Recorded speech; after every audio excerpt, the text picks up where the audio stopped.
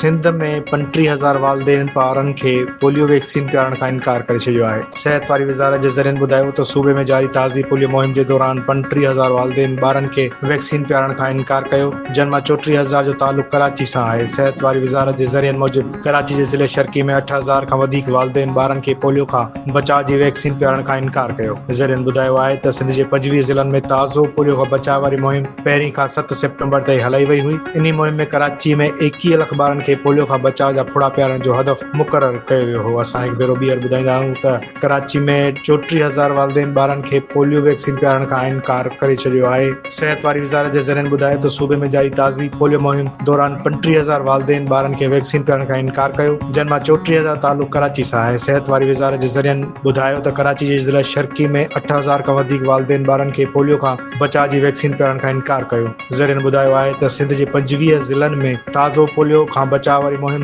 पहिरीं खां 7 सेप्टेम्बर ताईं हलाई वई हुई। इन मुहिम में कराची में 21 लख ॿारनि खे पोलियो जा बचाव जा फुड़ा पियारण जो हदफ़ मुक़ररु कयो वियो हो, जेको पूरो न थी सघियो।